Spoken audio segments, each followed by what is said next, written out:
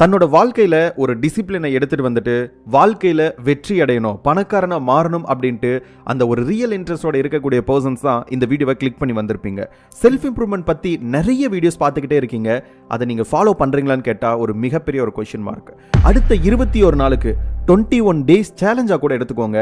இப்போ நான் டிஸ்கஸ் பண்ணக்கூடிய விஷயங்களை அடுத்த 21 நாளுக்கு நீங்க ஃபாலோ பண்ணுங்க. கண்டிப்பா இந்த ஒரு வீடியோ உங்களுடைய வாழ்க்கையில மிகப்பெரிய மாற்றத்தை ஏற்படுத்தும். இந்த வீடியோ முழுசா பார்க்கிறதுக்கு உங்களுக்கு இன்ட்ரெஸ்ட் இல்ல அப்படின்னா இப்பவே ஸ்கிப் பண்ணிட்டு போயிட்டு ஏதாச்சும் டைம் பாஸ் பண்ணக்கூடிய வீடியோ பாருங்க.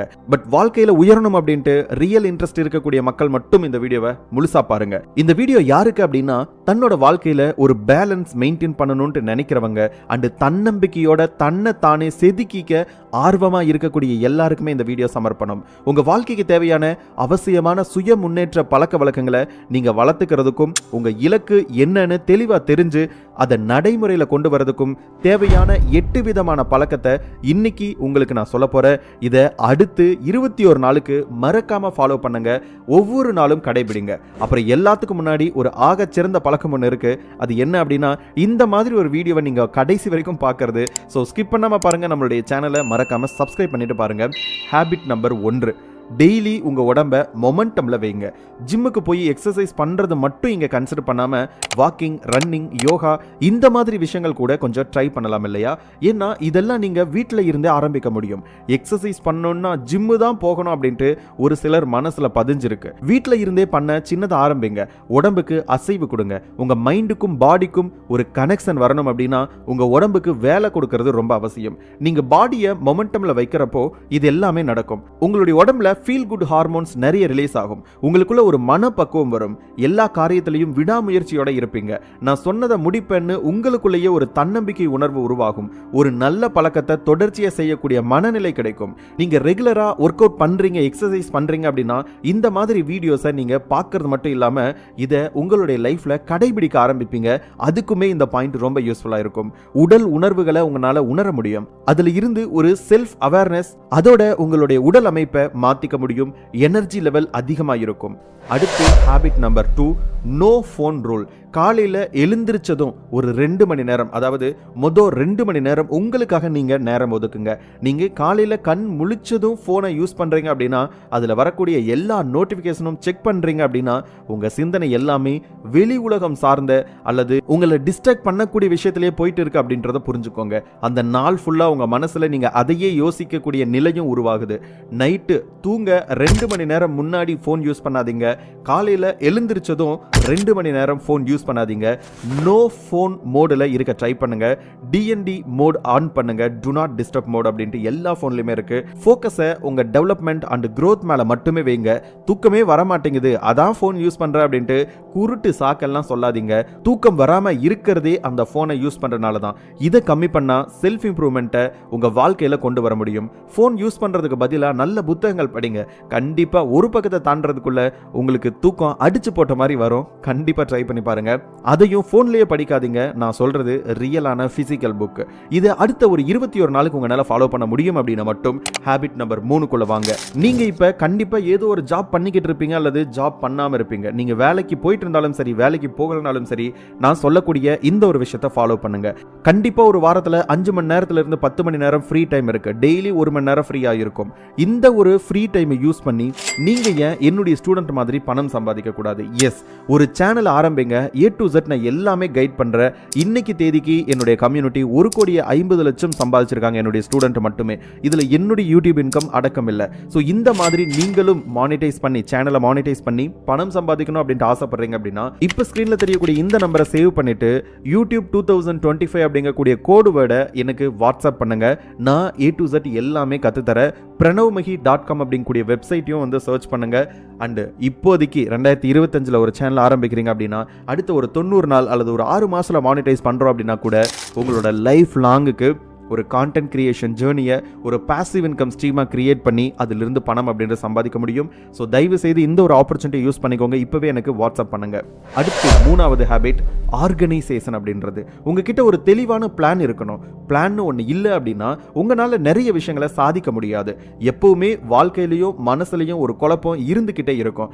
என்ன பண்ணுறதுன்னு தெரியாமல் நேரத்தை வீணடிச்சுக்கிட்டே இருப்பீங்க. ஸோ இங்கே டைம் மேனேஜ் பண்ணுறது ரொம்ப ரொம்ப முக்கியம். நோட் பேட் யூஸ் பண்ணலாம். உங்க பிளானரை மேனேஜ் பண்றதுக்கு நிறைய ஆப்ஸ் மொபைல் பிளே ஸ்டோர்ல அவைலபிளா இருக்கு, அதையுமே நீங்க யூஸ் பண்ணலாம். பட் திட்டமிடல் அப்படிங்கிறது ஒரு ஸ்கில், அதை ஒரு பிளானிங் ஸ்கில்னு கூட சொல்லலாம். சின்ன சின்ன கோலை எழுதுங்க, அதை சரியா ஃபாலோ பண்ணி அச்சீவ் பண்ணுங்க. Short term goal, long term goal அப்படின்ட்டு பிரிச்சு எழுதி ஒன்னொன்னா செஞ்சுக்கிட்டே போங்க. ஒன்ஸ் நீங்க அச்சீவ் பண்ணிட்டா அதை திரும்ப செய்யக்கூடிய ஒரு தூண்டுதல் தானாகவே வரும். அடுத்து habit 4, preparing your own food. தயவு செய்து சமைக்க கத்துக்கோங்க. இதெல்லாம் ஒரு ஹேபிட்டான்னு கேட்டா ரொம்ப எசென்சியலான ஒரு ஹேபிட். உங்க உணவை நீங்களே சமைச்சு சாப்பிடுங்க. இப்ப இருக்கக்கூடிய பிஸி லைஃப்ல இதெல்லாம் நடக்குமா? நடக்கக்கூடிய காரியமான 1000 ரீசன் நீங்க சொல்லலாம். ஆனா இதை ஒரு இன்வெஸ்ட்மெண்ட்டா நீங்க பார்க்கணும். எதிர்காலத்துல நம்ம உடம்பு ஆரோக்கியமா இருந்தா மருத்துவ செலவு ரொம்பவே மிச்சம். ஹெல்த் நல்லா இருக்கும். நல்லா யோசிக்கலாம். நல்லா யோசிச்சா நிறைய பணம் சம்பாதிக்க முடியும். நல்ல விஷயங்கள் நிறைய பண்ணலாம். 3 வேளை சாப்பாட்டுக்கு தான் இவ்வளவு கஷ்டப்பட வேண்டியிருக்கு. நம்ம என்ன சாப்பிடுறோம் அப்படிங்கறத பொறுத்து நம்மளோட கேரக்டர்ஸ் மாறுது. ஃபாஸ்ட் ஃபுட் சாப்பிடுறது, ஈஸியா ஆர்டர் பண்ணி ஃபுட் சாப்பிடுறது, இது எல்லாத்தையும் தயவு செய்து நிப்பாட்ட ட்ரை பண்ணுங்க. உடம்ப கெடுத்துக்கிறோம். ஆனா நல்லதா சாப்பிட்டா நமக்கு பெனிஃபிட்ஸ் இருக்குது அப்படிங்கறத பத்தி நம்ம கொஞ்சம் கூட யோசிக்கிறதே இல்ல. முடிஞ்ச வரைக்கும் வீட்ல இருக்கீங்க அப்படின்னாலும் உங்களுக்கான பேசிக்கான ஃபுட்டை ட்ரை பண்ணுங்க, ப்ரிப்பேர் பண்ண ட்ரை பண்ணுங்க. வீட்டில் இருக்கக்கூடிய அம்மாக்கோ ஒய்ஃபுக்கோ நீங்க ஹெல்ப் பண்ணுங்க. ஸோ இனிமேல் உங்களுடைய ஃபுட்டை நீங்களுமே சமைக்க கத்துக்கோங்க. ரொம்ப ரொம்ப முக்கியமானது, அட்லீஸ்ட் நெக்ஸ்ட் ஒரு 21 டேஸ்க்கு பேசிக்கா இருக்கக்கூடிய ஃபுட்ஸை மட்டுமாச்சும் ப்ரிப்பேர் பண்ண கத்துக்கோங்க. அடுத்து habit number 5, use your Sunday. வாரத்துல ஒரு நாள் ஞாயிற்றுக்கிழமை முழுசா நம்ம கையில இருக்கு. சிலருக்கு அந்த நாள் கூட கடுமையா வேலைகள் இருக்கலாம். ஆனா இப்ப வளர்ந்து வந்துகிட்டு இருக்கக்கூடிய எத்தனையோ பேர் இந்த ஞாயிற்றுக்கிழமையை எப்படி யூஸ் பண்றாங்க அப்படின்னா, வெளியே எங்கேயாச்சும் போறதுக்கும், இல்ல ஹோட்டல் போய் சாப்பிட்றதுக்கும், மூவி போறதுக்கும், சினிமா போறதுக்கும், பீச் போறதுக்கும், ஜாலியா வெளியில சுத்துறது அப்படின்ட்டு இந்த ஞாயிற்றுக்கிழமையை ஃபுல் டே செலவு பண்ணிக்கிட்டு இருக்காங்க. நல்லதுதான், வாரம் ஃபுல்லா ஒர்க் பண்ணிட்டு ஒரு நாள் தான் நமக்கு இருக்கு. ஆனா அந்த ஒரு நாள் உங்களுக்கான ஒரு ப்ரொடக்டிவான நாளா அடுத்த 21 நாளுக்கு நீங்க மாத்திக்க வேண்டியது ரொம்ப ரொம்ப அவசியம். சோ அவங்க அப்படி இருக்காங்க, இவங்க இப்படி இருக்காங்கன்ட்டு உங்களுடைய நாட்களை நீங்க வீணாக்காம நேரத்தை கரெக்டா கையாளணும் அப்படின்ட்டு நீங்க நினைக்கிறீங்க அப்படின்னா ஆரோக்கியமா சாப்பிடுங்க. தன்னோட உடம்பை நல்லா வச்சுக்கணும் அப்படின்னு நினைக்கிறவங்களும், என்னோட வேலைகளை நான் மன அழுத்தம் இல்லாம ஒரு ஸ்ட்ரெஸ் ஃப்ரீயா மாத்திக்கணும் அப்படின்னு நினைக்கிறவங்களும் இந்த ஞாயிற்றுக்கிழமை ஒரு பிளானிங் டேவா மாத்துங்க. முடிஞ்ச வரைக்கும் உங்களை நல்லா அண்டர்ஸ்டாண்ட் பண்ணிக்கோங்க. உங்களுக்கான ரிவார்டை கொடுங்க. வரக்கூடிய வாரத்துல என்ன பண்றோம் அப்படின்றது யோசிங்க. உங்களுக்கான ரெஸ்ட்டை எடுங்க. வெளியில ஃப்ரெண்ட்ஸோட சுத்துறது நல்லதுதான், பட் முழு ஞாயிற்றுக்கிழமையும் யூஸ் பண்ணாம இந்த மாதிரி ட்ரை பண்ணுங்க. ஒரு வார பிளான், அதாவது நீங்க திங்கள்ல இருந்து வெள்ளி வரைக்கும், சனிக்கிழமை வரைக்கும் என்னென்ன விஷயங்கள்லாம் பண்ண போறீங்க அப்படின்றத ஞாயிற்றுக்கிழமை உட்கார்ந்து ஒரு சின்னதா ஒரு பிளான் போடுங்க. உங்களுக்கான வாழ்க்கையை கொஞ்சம் கொஞ்சமா இந்த மாதிரி அனுபவிச்சு ரசிச்சு வாழ்க்கையில முன்னேற ட்ரை பண்ணுங்க. இப்படி நீங்க பிளான் பண்றப்போ உங்க வேலைகள் ஒழுங்கா நடக்கும். கண்டிப்பா நம்ம எல்லாருமே என்ஜாய் பண்ணணும் தான். அதுக்கு இப்ப கொஞ்ச நாள், அட்லீஸ்ட் ஒரு 21 டேஸ் கொஞ்சம் ஹார்ட் ஒர்க் பண்ணிட்டு அதுக்கு பின்னாடி வரக்கூடிய நாட்கள்ல என்ஜாய் பண்ண ட்ரை பண்ணுங்க. ஸோ இப்ப இருந்து எவ்ரி சண்டே வரக்கூடிய ஒவ்வொரு ஞாயிற்றுக்கிழமையும் தேவையில்லாத விஷயங்களை ஃபுல்லா தூக்கி வீசிட்டு இப்படி உபயோகமான விஷயங்களுக்காக மட்டுமே நீங்க ட்ரை பண்ணுங்க. அடுத்து நம்பர் 6, கான்ஸ்டன்ட் லேர்னிங். வாழ்க்கையில கடைசி வரைக்கும் நம்ம கூட எது வருமோ வராதோ, ஆனா நம்ம கத்துக்கக்கூடிய விஷயங்கள் நம்மளுடைய சுய அறிவும் கண்டிப்பா நம்ம கூட தொடர்ந்து பயணம் செஞ்சுக்கிட்டே இருக்கும். அதுக்காக நம்ம தொடர்ந்து கத்துக்கிறது அவசியம். கத்துக்கிறது மட்டும் இல்லாம கத்துக்கக்கூடிய விஷயங்களை மற்றவங்க கூட பகிர்ந்துக்கக்கூடிய அளவுக்கு கத்துக்கிறது ரொம்ப ரொம்ப அவசியம். நீங்க உங்களுக்கான நேரம் ஒதுக்கும் போது கத்துக்கிறதுக்காக தனியா நேரம் ஒதுக்கிறது நல்லது. டெய்லி ஒரு 5 நிமிஷம் புத்தகம் படிக்கிறதுக்காகவோ, இல்ல ஏதாவது ஒரு வீடியோ பார்த்து புது விஷயத்தை கத்துக்கிறதுக்காகவோ, இல்ல ஆடியோ பாட்காஸ்ட் இந்த மாதிரி ஏதாச்சும் கேட்கறதுக்காகவோ நேரம் ஒதுக்குங்க. ஆனா கண்டிப்பா நீங்க டெய்லி ஒரு விஷயத்தை கத்துக்கணும். மனிதர்களா இருக்கக்கூடிய நம்ம எப்ப வேணும்னாலும் புது புது விஷயத்தை கத்துக்க முடியும். நீங்க ஒரு விஷயத்தை திரும்ப திரும்ப கத்துக்கும் போதுதான் அது ஒரு கடல். அதுல தெரிஞ்சுக்க வேண்டிய விஷயம் இன்னும் நிறைய இருக்கு அப்படின்னு உங்களுக்கு புரிய வரும். கல்வியை பொறுத்த வரைக்கும் நீங்க எந்த துறை எடுத்தாலும், வாழ்க்கை பாடமா இருக்கட்டும், இல்ல புத்தக பாடமா இருக்கட்டும், இல்ல சட்டம் படிக்கிறதா இருக்கட்டும், எது வேணும்னாலும் இருக்கட்டும், ஆனா அது எல்லாமே ஒரு கடல் தான். டெய்லி நியூஸ் பேப்பர் படிக்கிறதுல இருந்து உங்களுடைய இந்த லேர்னிங்ஸ் அப்படின்றது ஆரம்பமாகுது.